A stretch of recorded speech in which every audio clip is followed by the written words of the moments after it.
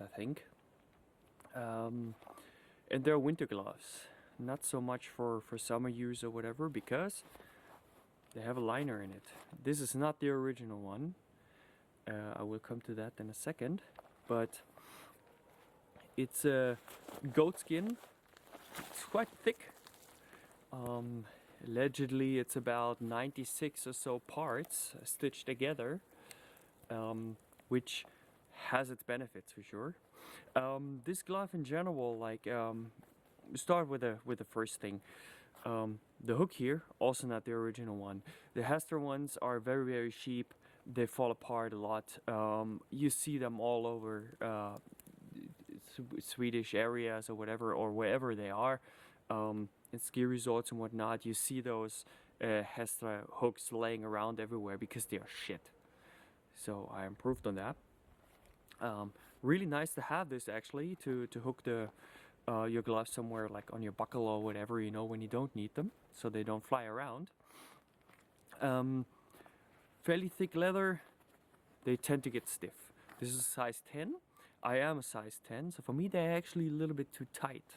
I would need a size 11, which is actually the biggest size to have, and I don't have that big of a hand, you know.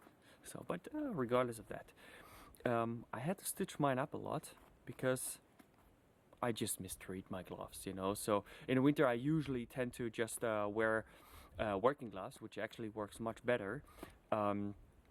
They break down, you know, after a season or so, you know, but for the 30 euros or whatever you pay for them, you get much more of your money's worth. And if you watched my other video about gloves and boots and whatnot, you will see that I actually refer to it as well, that I usually wear working gloves, and then if I really need to go into winter sessions or whatever, then I wear mittens. So those ones are not necessarily ones that I use on a regular basis. I try to use them because I have them, but otherwise I try not to. There are actually, the stitching is outside, which has its benefits because, as you can see, those are actually already reinforced. I smashed them by scraping over ice and whatnot, you know, so they got a huge beating. You can actually just glue, that's what I did. I glued on a second layer of leather, and then I just stitched it on the outside, which is actually fairly handy to do, and it actually makes for a quite good feeling on your hand, like wearing them, because when you have the stitching inside, you know, it tends to bulk up inside, but if you have an inner glove, that tends to be more problematic. This way you actually can work much better. I still hate it though, because I hate to wear gloves when I work with stuff and whatnot. I don't have a good feeling in my hands, you know, so that's why I don't really necessarily wear them unless I really need them. The stitching starts to wear off, but also I wear them occasionally, and I tend to oil them too little, you know.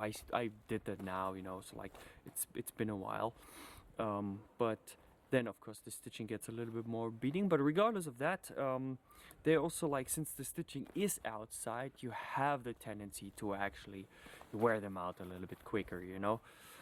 It's good material, you know, it's well made, but the outside is good, but the problem is the inside, the inner glove. You will see that later on. I'm going to show you a little bit more, but those ones, like I said, those are not the original ones, because the original ones are wool, and it's very bad material. It's wool frotté. It's when you have them and when you don't wear them so often, and when you don't work with them, just going out skiing, they are really good and really warm. But as soon as you start to, like, wear your hands, you know, it's like grabbing stuff and using them, the frotté not only will compress, but actually wears out. It starts to, like, you know, get together, you know, and then you can just, like, peel the shit off. Really bad. I don't know why they still produce it. It's much better to have something like this. I mean, this is synthetic. This is, you know, this is bullshit as well, but I just use them because they're cheap, you know. But something like this in wool, much better, you know. Or, you know, when you have your mittens that are wool mittens or whatever, they are like really well, it's a really well made material, you know. Use that. So just have this as an outer one, you know, and then, but for that, they're actually way too expensive. They're 120 euros. So it's much better to get just a layer glove from HESTRA, you know, like whatever it is, you know, there's plenty versions. Buy them in a big size, and then just put your own like normal glove in, you know, wool glove or what have you, or synthetic glove if you prefer that. It's much better to do that. Otherwise, they are clumsy, of course. I still, like I said, I still use them because they work quite okay. They obviously they work quite well here because there is no stitching straight up, you know, so you actually have good grip. But you can see on mine, they are really worn. But the leather is actually working really well, as goat is quite strong, you know, works really well.